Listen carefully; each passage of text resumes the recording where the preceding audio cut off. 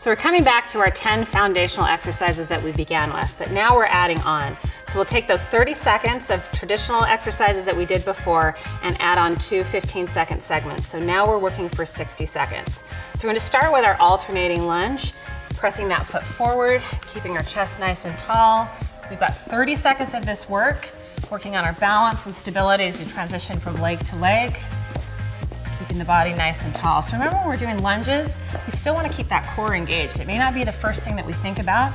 We want to make sure that we're pushing through that heel, coming back to center, and exhaling as we come to that top position. Keep it moving. Nice. Get ready. That's it. Now we're going to step forward with the right leg and work on a static lunge, lowering and lifting that same side. So our feet are planted.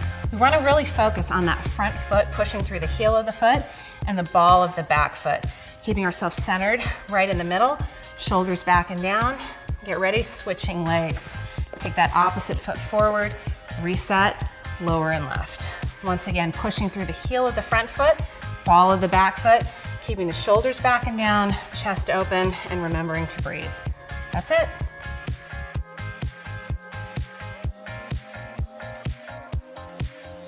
So we're moving back to our alternating lunges. Go ahead and pick up the knee, reach and pull those arms from the ceiling, keeping that body nice and tall. So remember in these time segments, it doesn't matter if we're staying right on a beat, we just want to make sure that movement is continuous. To get that heart rate up a little bit higher, we lift those knees a little bit higher and reach those arms up towards the ceiling.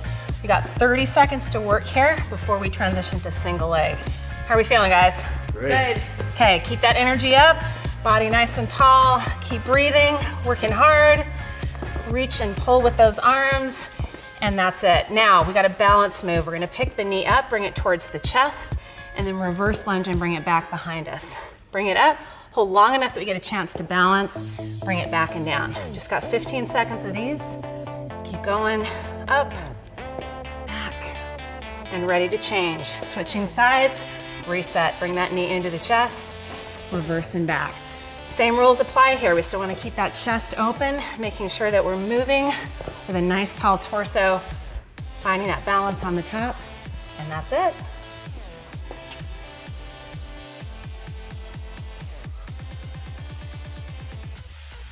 Okay, coming back to butt kickers. We're going to go ahead and reach and pull with those arms, draw the heels back towards those glutes, finding a tempo that's right for you. So this is one we want to work through. We know it now. So let's see if we can maybe get a little bit more depth in the movement. Sitting down lower into that squat, picking that heel up, allowing that heart rate to climb. That's our goal. We want to feel that heart rate come on up, keeping the chest tall, exhaling every time we're pushing up from the ground. How are we doing, team? Good. Nice. There we go. Okay, we're transitioning. Turning to the side, lining up your toe and your heel. This is called a staggered hinge. We're gonna lower down, sit back into the hips, squeeze the glutes, and come all the way back. Work back and forth between this. This one we're not gonna move very quickly. Feel that stretch in the hamstring, that engagement and squeezing the glutes up on the top. Keep going. Last one, go ahead and transition over to the opposite side, switch your legs, change your stance. Here we go, drop your hips back, exhale, drive forward, hips back, exhale, drive forward. Last one right there. Nice work.